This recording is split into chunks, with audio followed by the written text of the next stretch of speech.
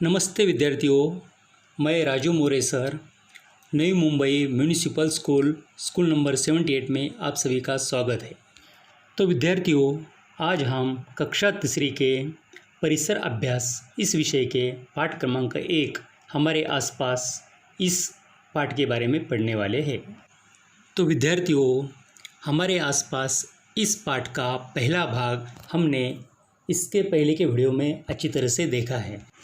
पहले भाग में हमने देखा है कि हमारे आसपास बहुत सारी चीज़ें पाई जाती है, जैसे घर, खेत, सड़कें, पेड़, पौधे, नदियाँ, तालाब, ऐसी बहुत सारी वस्तुएं हमारे आजू बाजू में हमारे आसपास पाई जाती है।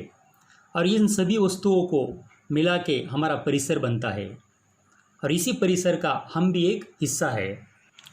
आज हम हमारे आजू बाजू में हमारे आसपास पाई जाने वाली वस्तुओं के बारे में अधिक से जानकारी लेने वाले हैं, उनके बारे में अधिकतम चर्चा करने वाले हैं।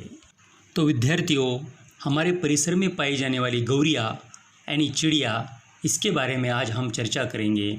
और हमारे परिसर में पाए जाने वाला पत्थर, इसके बारे में भी चर्चा करेंगे।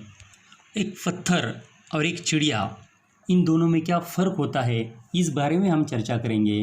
और ये दोनों भी एक दूसरे से किस तरह से अलग है, इस बारे में भी हम चर्चा करेंगे और इन दोनों की हम तुलना करेंगे। तो विद्यार्थियों, आपको पता है पत्थर जहाँ है वहीं पड़ा रहता है। जब तक हम उसे वहाँ से हटाते नहीं, तब तक वो अपना स्थान अपने मन से कभी बदलता नहीं। जिस तरह से हम एक जगह से दूसरी जगह जाते हैं, उस तरह से पत्थर कभी एक जगह से दूसरी जगह जा नहीं सकता।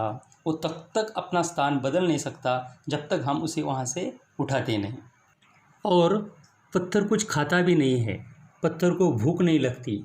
और पत्थर कुछ खाता नहीं, इसलिए उसकी वृद्धि भी नहीं होती।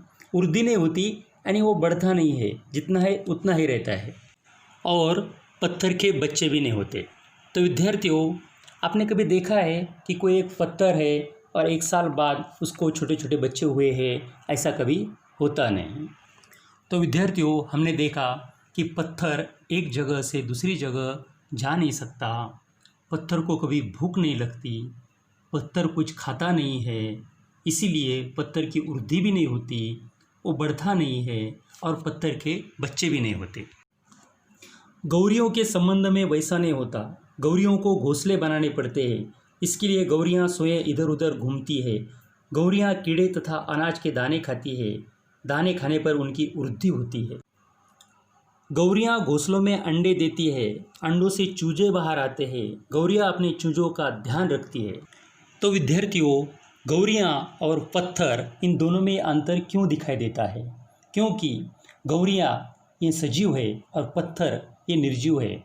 सजीव यानी जिसमें जीव है, निर्जीव यानी जिसमें जीव नहीं है। तो विद्यार्थियों, हमारे आसपास पाई जाने वाली वस्तुओं के 2 समूह बनते हैं, सजीव वस्तुएं और निर्जीव वस्तुएं। सजीवों के भी 2 समूह बनते हैं, प्राणी और वनस्पतियाँ। जिस तरह से प्राणियों के बच्चे होते हैं, उसी तरह बीजों से वनस्पतियों के पौधे तैयार होते हैं और ये पौधे वनस्पतियों के बच्चे ही होते हैं। पौधों की वृद्धि होने पर वे छोटे से बड़े होते हैं। इससे ये ज्ञात होता है कि प्राणियों की तरह वनस्पतियाँ भी सजीव है।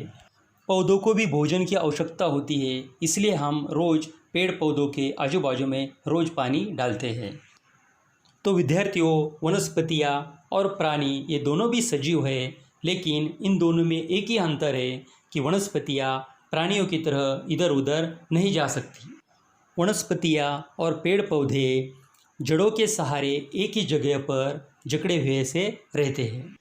प्राणियों और वनस्पतियों में यह बहुत बड़ा अंतर है। तो विद्यार्थियों, आज हमने देखा कि हमारे आसपास 2 प्रकार की वस्तुएं पाई जाती है, सजीव वस्तुएं और निर्जीव वस्तुएं। और आज हमने यह भी देखा कि सजीवों में भी 2 प्रकार पाए जाते हैं, वनस्पतियाँ और प्राणी। प्राणी यह इधर उधर जा सकते हैं, एक जगह से दूसरी जगह जा सकते हैं, लेकिन वनस्पतियाँ यह एक ही जगह पर स्थिर रहती हैं। तो विद्यार्थियों, आज आपको होमवर्क में 10 निर्जीव वस्तुओं के नाम लिखना है और 10 सजीव वस्तुओं के नाम लिखना है। इस पाठ का बचा हुआ भाग है वो हम नेक्स्ट वीडियो में देखेंगे। तब तक के लिए गुड बाय, नमस्ते, टेक केयर।